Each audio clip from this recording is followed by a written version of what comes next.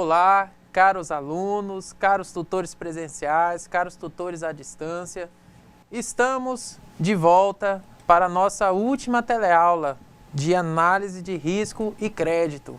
É uma aula que faremos com vocês de revisão, uma aula preparatória para o desenvolvimento da prova que preparamos para vocês. Mas antes disso, não poderíamos deixar de cumprimentar a coordenação do nosso curso, a nossa sempre muito eficiente equipe técnica, o nosso intérprete que está sempre aí para estar tornando a aula mais acessível. Então, toda essa estrutura feita para que você tenha um bom desempenho na disciplina de análise de risco e crédito.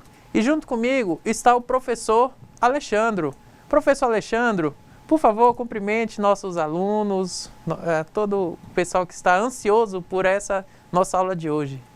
Boa noite, caros alunos, boa noite, nossos tutores presenciais à distância, a nossa equipe técnica, a nossa coordenação também sempre presente, incentivando a todo esse processo de ensino-aprendizagem.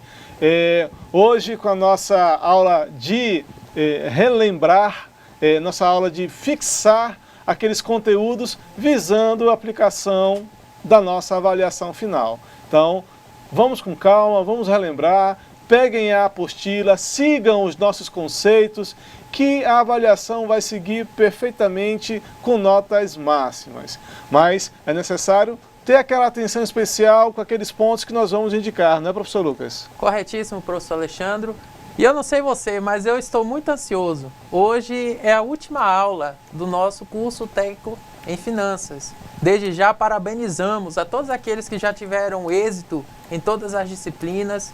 Após a conclusão, após os últimos exames, caso você já esteja totalmente aprovado, procure seus coordenadores de polo para eles estarem dando toda a instrução necessária para a entrega do seu certificado ou todas as orientações que fizerem necessárias. Entretanto, a coordenação do curso me solicitou que estivesse passando uma informação para vocês. Aqueles alunos que ainda não tiveram êxito em todas as disciplinas, fiquem tranquilos. Após o desenvolvimento de todos os exames, vocês deverão estar procurando os coordenadores de polo. Por quê? A coordenação do curso Técnico em Finanças estará repassando para os coordenadores de polos quando serão abertas as disciplinas especiais, que disciplinas estarão disponíveis. E então os coordenadores do polo estarão cientes de todas essas informações e entrarão em contato com você. Mas é muito interessante que você mantenha o contato com o seu coordenador do polo. Ele está ali à sua disposição para estar prestando toda a informação necessária para a sua conclusão do curso. Lembre-se que além do curso, das disciplinas, das avaliações, ainda há também o estágio. Então está apto para a sua graduação como técnico em finanças, que obteve êxito em todas as suas disciplinas e já passou então pelo processo requisitado de estágio. Então, feitas todas essas observações iniciais, vamos então, professor Alexandre, iniciar a nossa aula de revisão de análise de risco e crédito. E para isso, como já de costume, eu gostaria que o professor Alexandre estivesse passando para a gente quais são os objetivos da nossa aula de hoje. Bem, vamos acompanhar no slide os objetivos que hoje nós temos aqui. Apresentar as noções básicas sobre a intermediação bancária no Brasil, entender o sistema financeiro nacional, identificar a atuação do sistema financeiro nacional como intermediário financeiro, oportunizar os conceitos iniciais sobre riscos e mercado de ativos financeiros, demonstrar a importância do crédito, apresentar algumas formas para avaliação do crédito nas empresas, demonstrar os tipos de riscos e oportunidades de crédito. Continuando, nós também temos que apresentar alguns indicadores para análise dos riscos em operações financeiras, identificar o termo política de crédito, demonstrar a aplicação da política de crédito através de exemplo prático, apresentar as informações necessárias referentes à liberação do crédito, apresentar alguns dados necessários para as análises financeira e setorial, compreender algumas das principais demonstrações financeiras a serem apresentadas pelas empresas sociedades anônimas. Continuando, nós temos também que analisar as contas do demonstrativo do resultado do exercício, o DRE, balanço patrimonial e das demonstrações de lucros ou prejuízos acumulados, o DLPA, apontar as contas da demonstração das mutações do patrimônio líquido, o DMPL, da demonstração do fluxo de caixa, o DFC, e da demonstração do valor adicionado, o DVA, e também das notas explicativas. Temos que conhecer os mecanismos de controle para análise financeira, desenvolver uma análise financeira empresarial prática, discutir os controles de mitigação sobre investimentos, apresentar modelos de avaliação entre os riscos e o retorno dos investimentos na perspectiva de quem pretende captar recursos e, finalizando, demonstrar a aplicação dos controles de mitigação sobre investimentos e da teoria das carteiras, aplicar de forma prática os conceitos apresentados através da resolução de exercícios. Como vimos, é o apanhado de todos os nossos encontros nas últimas semanas, professor Lucas. Muito obrigado, professor Alexandre. E vamos então iniciar hoje falando um pouco, relembrando sobre os nossos sistemas bancários. Na nossa teleaula de número 1, nós vimos como surgiram os bancos. Por que eles surgiram, né? Qual era o objetivo? Que necessidade atendeu, então, o surgimento dos bancos? E então é que vamos ver no nosso conteúdo que o sistema bancário, ele se deu com o surgimento, então, dos bancos. E o objetivo dele foi justamente, gradativamente, substituir o escambo. E depois dessa substituição gradativa, a gente viu que começaram a ocorrer sérios problemas de confiança. Foi quando então a gente falou sobre quando o banco ele surgiu, ele na verdade ele era uma espécie de reserva dos valores. A pessoa tinha uma moeda, a moeda aos poucos foi substituindo o escambo, mas com o tempo começou a surgir algumas indefinições. Onde eu vou guardar o dinheiro? E se acontecer algum desastre na minha casa, ou algum incêndio, ou for furtado? Foi então quando surgiu os bancos, né? Então os bancos começaram a fazer esse papel.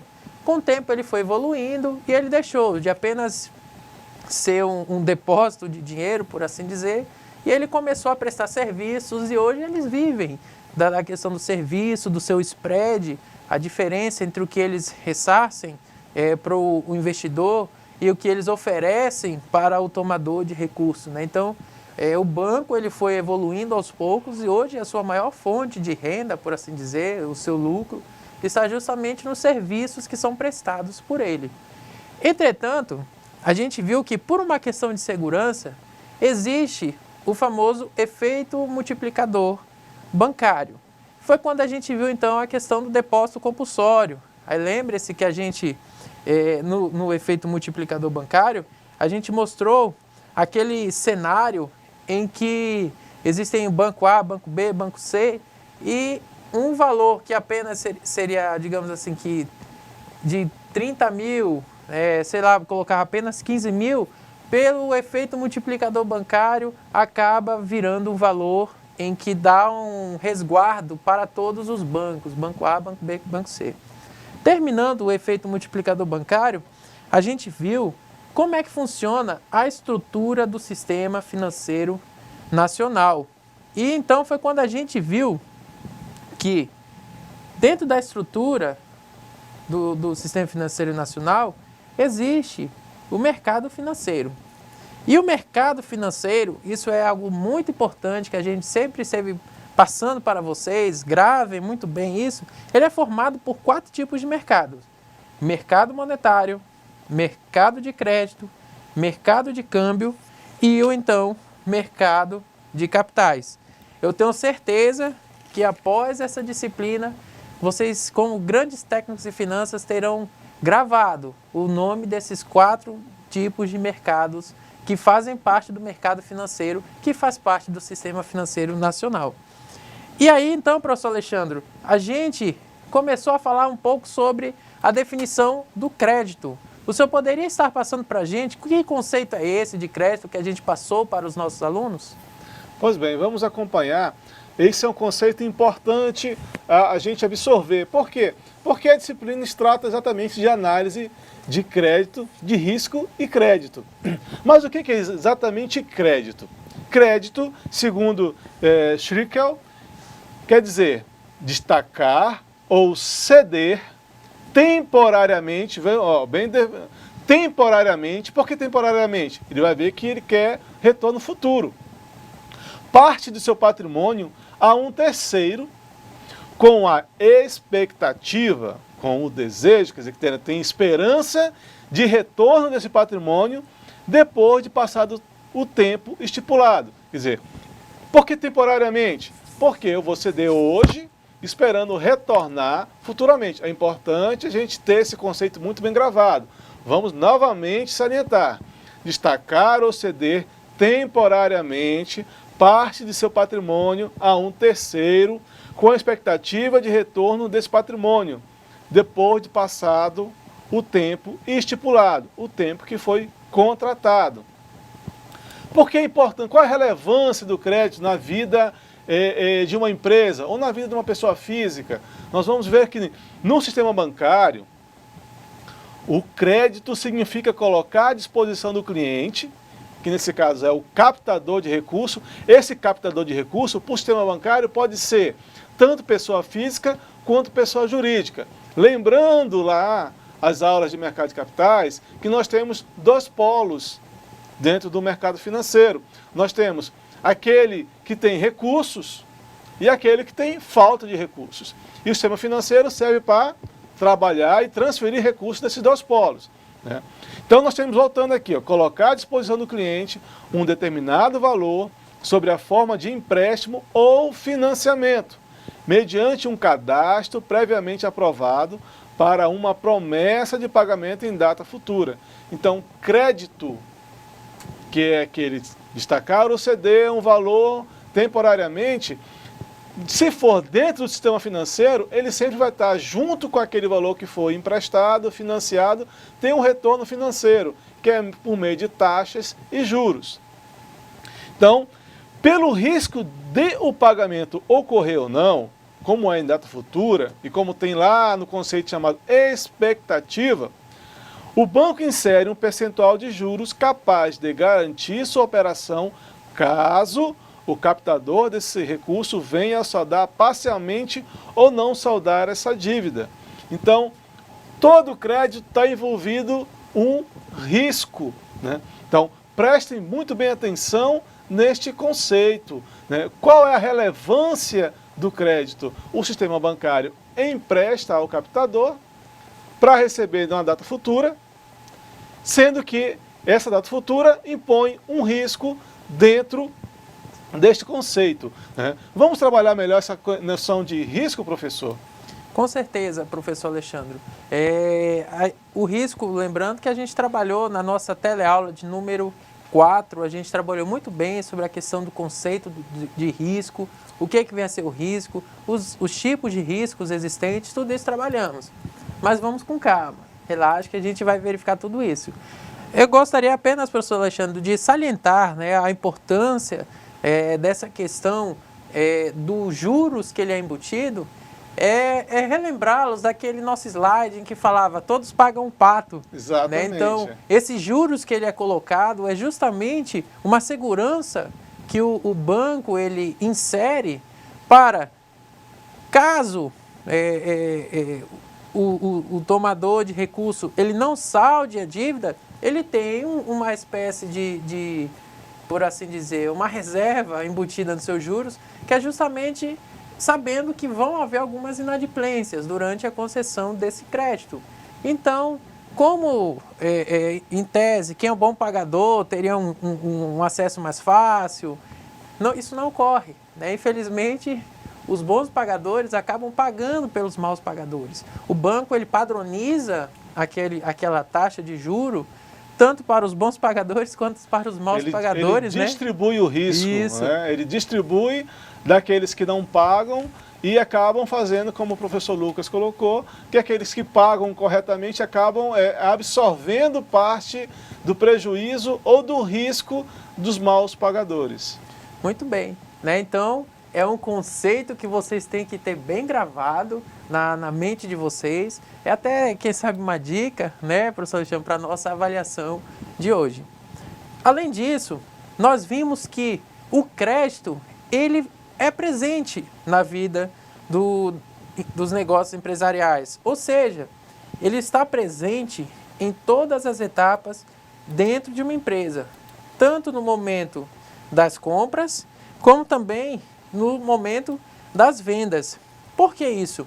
Que quando ele é analisado, o crédito, sobre o enfoque comercial, ele assume a função de facilitador das negociações, tanto de compras ou vendas. E aí relembramos para vocês essa imagem que mostra, imagina que se tudo que a gente quisesse comprar, todas as negociações fossem feitas somente à vista, não tivesse aquela facilitação, compre essa geladeira, esse fogão em 10 parcelinhas de um valor X, né? Então, muitas vezes você quer um determinado produto e você não tem aquele valor à vista. Entretanto, se você tiver uma boa educação financeira, você consegue saber até que ponto você pode comprometer uma parte da sua renda para, então, fazer alguns consumos, né? Então, como uma dica, vocês podem fazer esse tipo de parcelamento, mas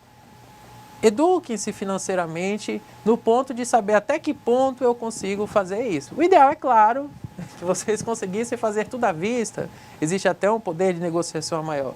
Mas, caso não ocorra, procurem fazer algo nessa questão desse consumo, mas de uma maneira controlada, regrada. Um consumo, professor Alexandre, que a gente chama na educação financeira de um consumo consciente. Né? Então, isso é muito importante nessa análise, tanto pessoa física quanto pessoa jurídica, né? Uma empresa, ela precisa fazer essa análise também. E, professor Alexandre, o senhor poderia, para a gente falar um pouco sobre a relevância do crédito em finanças? Por que ele é relevante? Qual a importância dele em finanças? Bem, continuando aquilo que o professor Lucas já deu a entender, que o que é o crédito? O crédito facilita a nossa vida dentro da economia. Ele nos proporciona a capacidade de consumir hoje produtos e serviços que seriam possíveis meses depois se eu fosse depender somente da renda que eu sou capaz de oferir com o meu trabalho. Então, o crédito facilita, me dá tempo, me dá prazo para poder conseguir recursos suficientes para pagar aquela mercadoria, sendo que eu estou utilizando aquela mercadoria hoje.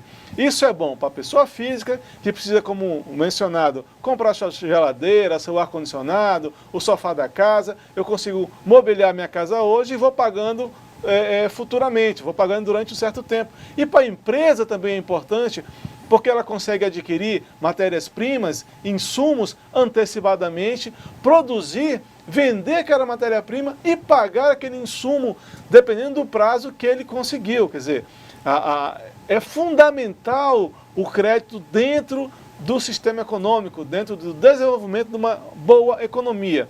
Mas vamos nos ater ao conceito do professor Silva. Crédito em finanças é um instrumento de política de negócios. Lembrem bem as grandes lojas que oferecem pagamentos a posterior, passa agora, passa depois, vai pagar em junho, julho, setembro. É um instrumento de negócio, de captação de clientes e conquista de mercado. Política de negócios a ser utilizado por uma empresa comercial ou industrial na venda a prazo de seus produtos ou por um banco comercial, por exemplo, na concessão de empréstimo, financiamento ou fianças. Vamos verificar agora, de forma bem direta, qual é o conceito de risco. Noções sobre risco. Isso também é fundamental, lembrando que nós temos uma avaliação posterior, que alguns conceitos vão ser cobrados, e esse conceito é ponto fundamental da nossa disciplina. E olha que pode sim cair numa avaliação, é melhor a gente se precaver, estudar bem esse conceito. Então vamos lá. Para Cropelli e Nick Bach, risco é o grau de volatilidade e incerteza do prazo envolvido no projeto ou investimento. Relembrando, risco é o grau de volatilidade ou incerteza. Quer dizer, sei que tenho certeza? Não. Como é que isso vai acontecer? Do prazo envolvido. Lembramos sempre que o crédito é pagamento futuro. Temos um período. Então, nós temos que atentar que esse conceito ele é muito importante para a nossa disciplina e aí pode sim cair em nossa avaliação alguns pontos desse conceito ou alguma questão envolvendo um conceito como esse, né, professor Lucas? Corretíssimo, professor Alexandre. E vamos então verificar aqui que após esse conceito que fizemos para vocês do que vem a ser o crédito, já demos toda a definição, a sua relevância, vimos então que o risco, apenas relembrando para vocês, ele envolve a incerteza no pagamento e a então volatilidade nos prazos, né? Então são conceitos que têm que estar bem claros para vocês, para então a gente começar a verificar os tipos de gerenciamento de riscos, né? E a gente vai ver a importância do gerenciamento do risco. A gente precisa assumir que o risco ele existe, ele é real. Você não consegue, não apenas você, eu também, todos nós não conseguimos eliminar o risco. No máximo que a gente consegue fazer é mitigar, como controlá-lo, tentar amenizar esse risco, né? Então, e para isso, então, existem vários tipos de mecanismos de gerenciamento de riscos. Hoje em dia, um que é muito forte nas empresas, até nas instituições bancárias, como uma grande forma de gerenciamento de risco, é um cadastro bem atualizado. É você buscar conhecer o perfil da pessoa. Quem é aquela pessoa que está procurando o meu produto, está procurando um crédito para levar um produto meu, né? Então, o cadastro ele é muito importante nessa questão do gerenciamento de risco. E então, vimos que dentro do gerenciamento também de risco, nós podemos avaliar o risco. E existem várias formas de você fazer essa avaliação do risco.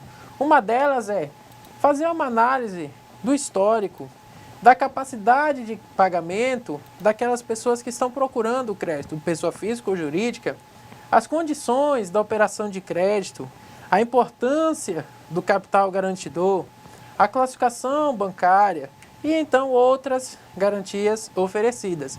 Mas isso, professor Alexandre, eu tenho certeza que os nossos alunos sabem já de cor a importância dessa avaliação do risco, porque eles fizeram bom desempenho na nossa tarefa proposta da teleaula 2, foi quando, atrelado à avaliação do risco, está então aquele exercício, os 6 Cs do crédito, né? Exatamente. Então, aqueles 6 Cs do crédito, que é aquela tarefa que foi proposta, ela fala justamente bem forte sobre avaliação de risco, né? Então, sempre lembrem daqueles 6 Cs que foram propostos para vocês na nossa avaliação, que ele é fundamental para um bom técnico em finanças. Como ele gerenciar e avaliar os riscos que estão atinentes à sua atividade.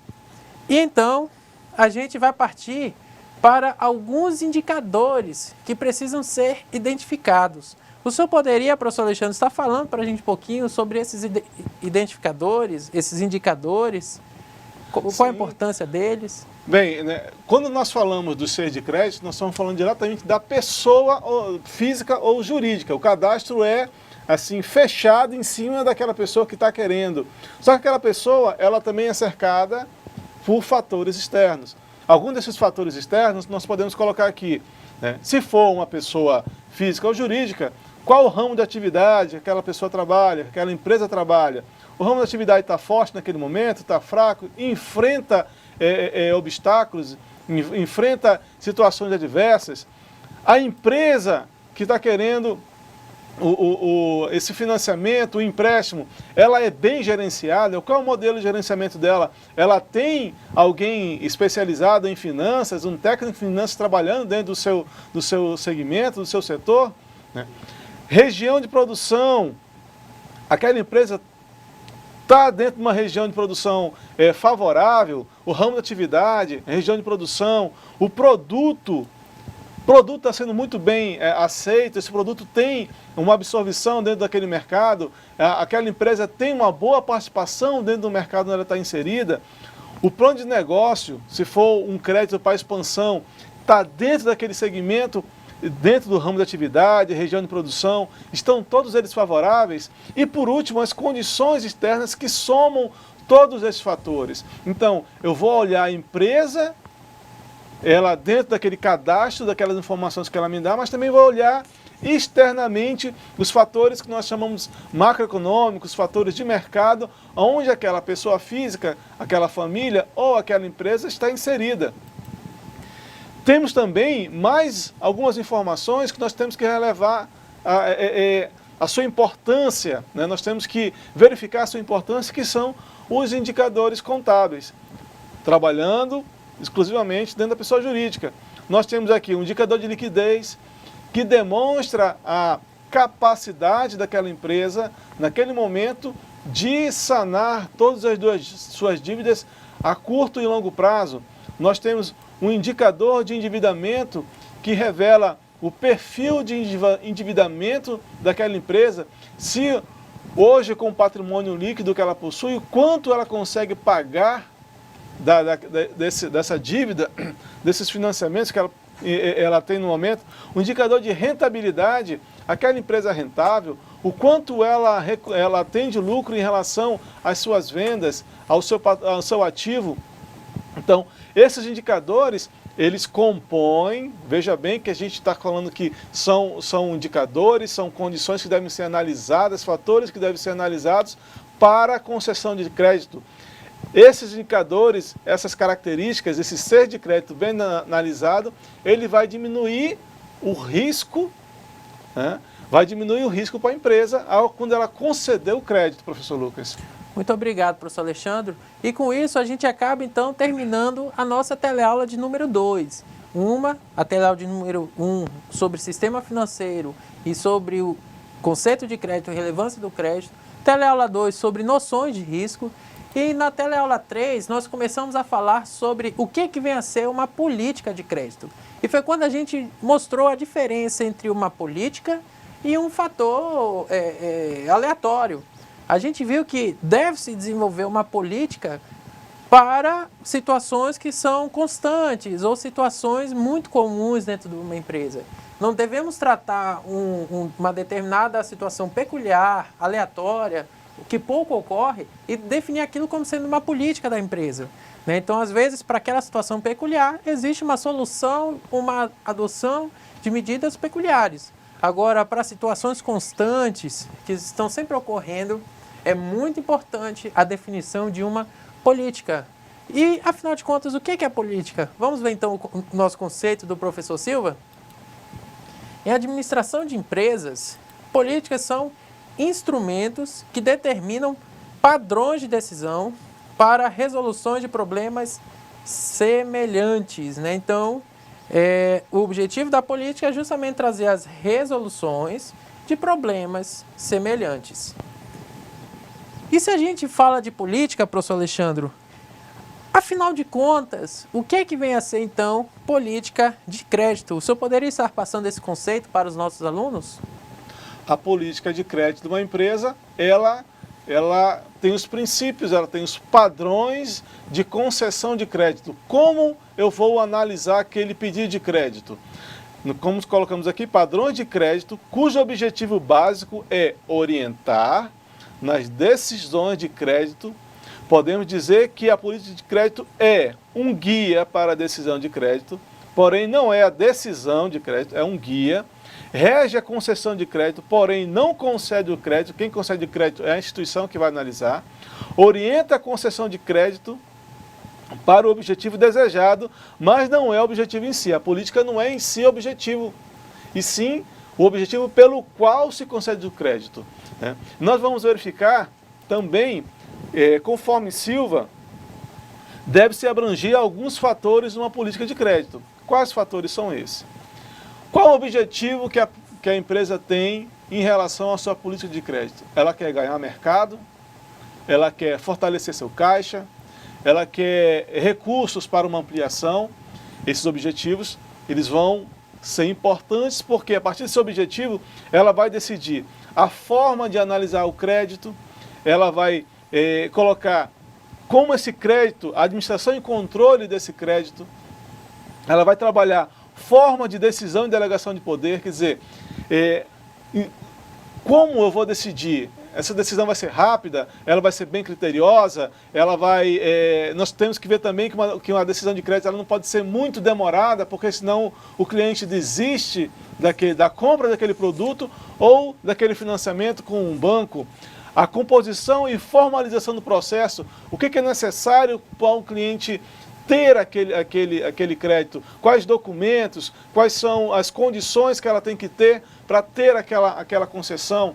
Nós verificamos que no mercado existem situações que as empresas falam, olha, crédito pré-aprovado. Em determinadas situações, o crédito está pré-aprovado se você, como dizem, se você é aposentado, se você é servidor público, se você tem um emprego mais considerado estável. Alguns limites de crédito, que é um outro ponto, já são pré-aprovados para você. Acima desse limite, tem todo um processo de análise. Então, todas essas questões, essas condições, são fatores que estão dentro da política de crédito.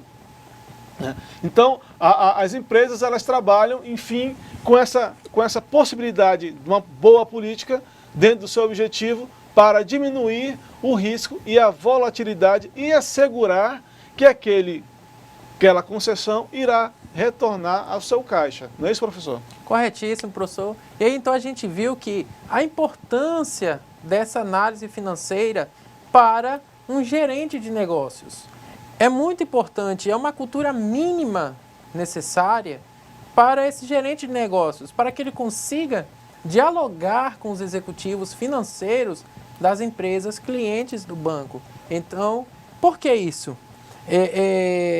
Existem várias metodologias que podem ser utilizadas, buscando essa análise de risco do cliente e a sua capacidade de pagamento. E então o professor Silva destaca as principais análises que podem ser feitas.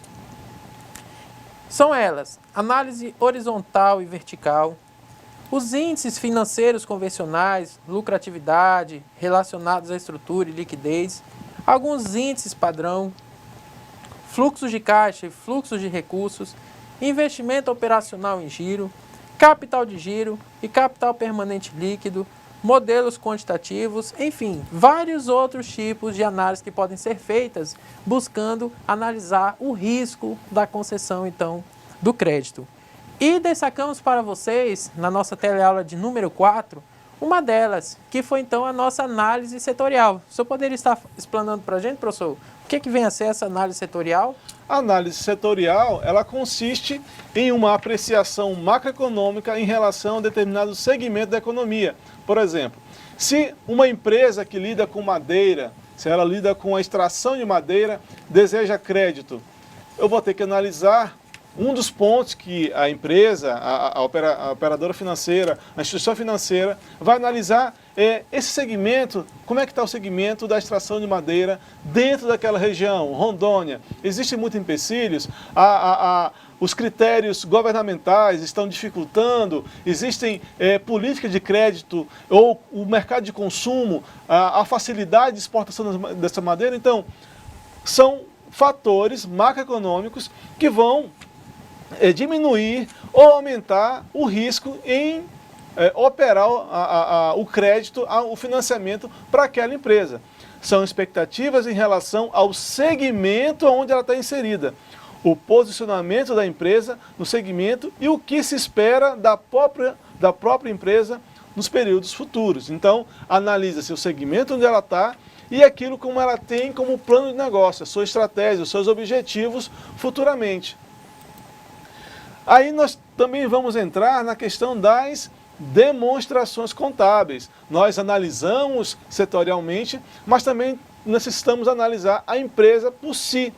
E aí nós vamos utilizar uma ferramenta chamada demonstrações contábeis, que são relatórios extraídos da contabilidade após o registro de todos os documentos que fizeram parte do sistema contábil de qualquer entidade, empresa, em um determinado período. A partir desse momento a gente tem um segmento setorial, que é algo externo, macroeconômico, onde a empresa está inserida, mas nós também precisamos analisar a empresa no seu interior, como ela é gerida, os resultados que ela possui. E aí nós vamos utilizar os demonstrativos contábeis, professor Lucas. Muito obrigado, professor Alexandre. E foi então quando iniciamos a nossa teleaula de número 5. Foi quando a gente viu qual é o objetivo dessas demonstrações contábeis. A gente citou para vocês as principais demonstrações contábeis existentes. Mas a gente viu que o objetivo principal é fazer um raio-x de como está a situação financeira e patrimonial de uma empresa. Conforme a gente colocou aqui para vocês o objetivo, as demonstrações contábeis proporcionam informação acerca da posição patrimonial e financeira, do desempenho e dos fluxos de caixa da entidade que seja útil a um grande número de usuários em suas avaliações e tomadas de decisões econômicas. Muito importante vocês terem essa definição gravada do que vem a ser o objetivo das demonstrações contábeis. Ficamos muito felizes por ver uma grande participação no nosso fórum desenvolvido sobre a importância da Lei 11.638/2007, que falou sobre a importância dessa lei para, então, as empresas quanto à questão das demonstrações contábeis, a segurança que essa lei trouxe, então, para o mercado financeiro. E, começando com as demonstrações contábeis, a primeira delas que a gente viu foi o nosso DRE, demonstração do resultado do exercício. E o DRE, a gente viu que ele vai apontar duas situações, ou lucro líquido, então, da empresa, ou se ela teve, então, um prejuízo. Então, o DRE, ele vai apontar essas duas situações. Depois disso, vem o nosso, então, balanço patrimonial. O balanço patrimonial, ele vai sinalizar a situação financeira e, então, a situação patrimonial de uma empresa. Mas a gente viu que, no balanço patrimonial, a gente não pode lançar o lucro, né, da empresa sinalizado no DRE. E então é quando ela vai utilizar-se o DLPA, que é a demonstração dos lucros ou prejuízos acumulados. Ela vai dizer como ela vai utilizar esse lucro. Ela vai constituir uma reserva legal? Ela vai constituir uma reserva estatutária? Ela vai constituir uma reserva de lucros para expansão? Uma reserva de contingência? Reserva de lucros a realizar, ou ela vai utilizar a parte de dividendos a distribuir, que é obrigatória, né, professor Alexandre? Né? Então, um valor mínimo, por exemplo, percentual estipulado, mínimo, obrigatório. Né? Então, esse então chega a ser o nosso DLPA. Mas a gente viu que existe um outro que ele é como se fosse uma DLPA mais apurada, com mais outras informações, e que inclusive, professor Alexandre, ela é obrigatória perante a nossa CVM para empresas que atuam no mercado de capitais. Que demonstrativo é esse, professor? Nós temos esse demonstrativo que se chama Demonstração das Mutações do Patrimônio Líquido, DMPL. Ele apresenta o destino dados aos lucros, aquelas reservas, a movimentação entre aquelas reservas, de forma que as empresas utilizam aquelas reservas, apresenta o destino dado aos lucros gerados pelas entidades e evidencia as variações ocorridas em um período em relação ao outro. E como mencionado pelo professor Lucas, ele não é obrigatório por lei, é facultativo, mas para se operar dentro do mercado de capitais, dentro da Bolsa de Valores, ela é considerada uma demonstração contábil obrigatória. Nós também temos o demonstrativo de fluxo de caixa, que demonstra aquelas entradas e saídas perante a atividade fim da empresa. Essas atividades, Nós temos aí as atividades de financiamento, as atividades operacionais e também nós temos atividades de investimento. Elas no caso, elas demonstram a utilização, como a origem daquele dinheiro e para onde aquele dinheiro sai dentro da movimentação de vendas e de movimentação de despesas da empresa. Demonstra todo o fluxo de caixa da empresa naquele momento. Nós também temos o DVA, que é a demonstração de valor adicionado, que pode ser utilizado, que demonstra o índice de geração de riqueza que aquela empresa tem dentro da economia, o quanto ela precisou de recurso e o quanto ela gerou de recurso naquele período. E ela pode ser utilizada como índice de avaliação de desempenho e um índice de avaliação de desempenho social dentro do setor onde ela se situa.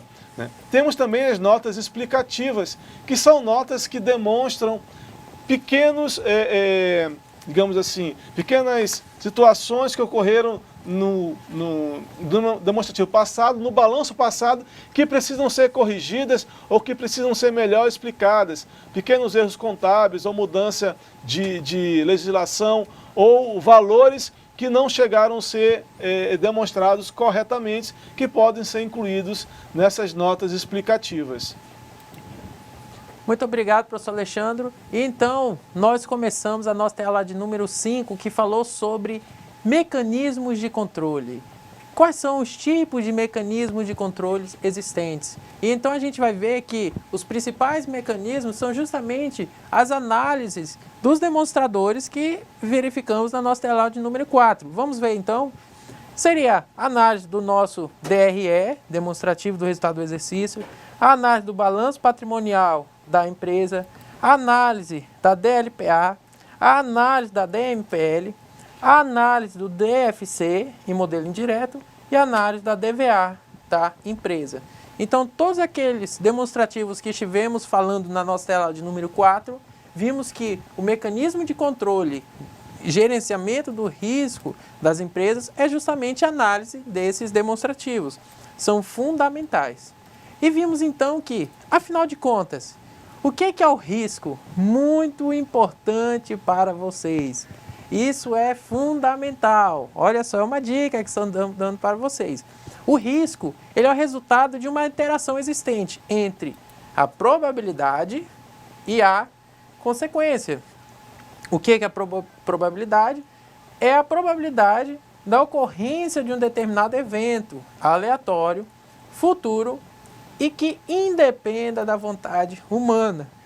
Você, por mais que não deseje uma determinada ocorrência, um determinado sinistro, é provável que ele ocorra. Então, isso é a probabilidade.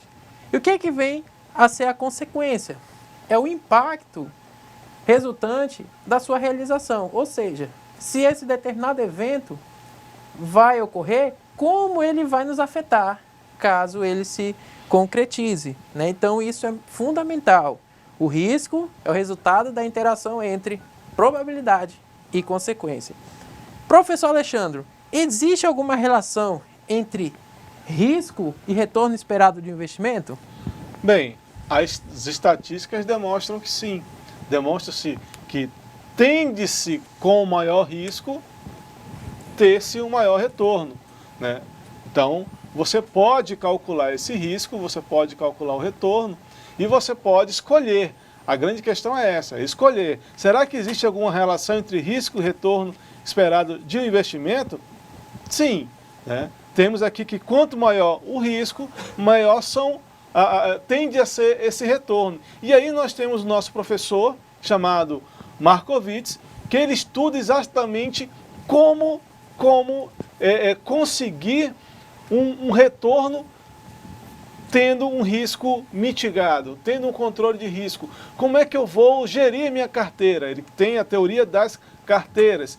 Essa teoria nasceu em um trabalho desenvolvido por Markowitz em 1952, na tentativa de reduzir os riscos, perante a perspectiva de certo retorno.